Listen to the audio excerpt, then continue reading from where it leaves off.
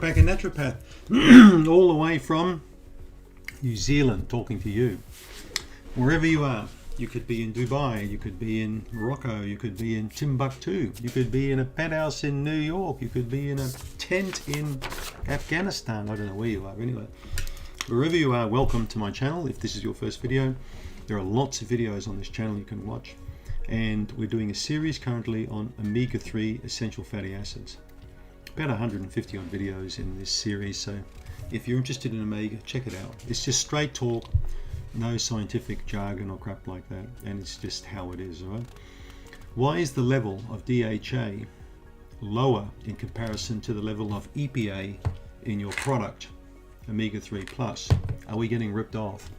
Are you shortchanging us? Are you fiddling with things? Well, let's talk a little bit about that. If you look at EPA and DHA and ALA, those are the three most important of the omega-3 fatty acids. Alpha-linolenic acid, which you can find in some plants like walnuts, flaxseed, hemp seed, for example. Then we've got the EPA, the eicosapentaenoic acid, which is 20 carbon chain long. Then we've got the 22 carbon chain docosahexaenoic acid, or DHA.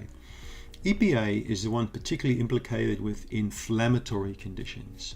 Now, when I did a lot of research into this, I found that the near perfect ratio for EPA to DHA is 2:1.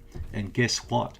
The Alaskan pollock, by default, has almost this perfect ratio built into it. So every capsule that you swallow of this omega-3 plus, right, every single capsule contains 335 milligrams of EPA, and I think it's about 170, just a bit short shy of 170 of the DHA. Am I right there? Yeah, so 670 milligrams per 2 capsules of EPA and 340 milligrams per 2 capsules of DHA. So DHA has a hard time retroconverting back to EPA, but EPA can convert to DHA if the body needs it. But other research I conducted when I looked into it was that DHA can retroconvert, but what it does, if it's too much in the body, it slows down how the body uses the EPA. Now, EPA's primary role, what it does in the body, a big role, not primary, but a big role, it produces eicosanoids. So these are signaling molecules. This is basically like, giving a city 50,000 cell phones, giving one a cell phone, all talk to each other. How you going there, Harry? All right, Sue. So people talking to each other. In this case, it's cells. Cells can signal to each other. They can work more effectively and communicate to work on inflammation and pain in the body, for example.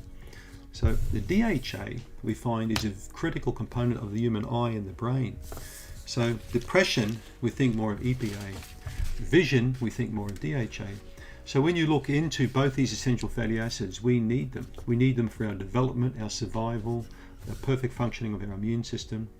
But the ratios we've got of the omega-3 plus are awesome. We've got the 2:1 ratio. When you look at an Alzheimer's disease or cognitive deficits in people, you want a 4:1 DHA to EPA ratio. So if you're looking at someone with really shocking memory, or someone with a dementia or something like that, and you really want to support them neurologically, you want to give 4 times as much DHA as EPA. But on average, just me and the average mom and dad, they just need a 2:1.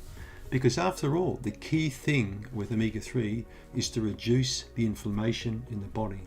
And if we can do that, if we can bring inflammation down even 5 or 10% in someone, it's significantly important for that person's long-term survival, is to reduce inflammation, because it's the key driver behind most chronic disease today. And that's all I wanted to say. Thanks for tuning in.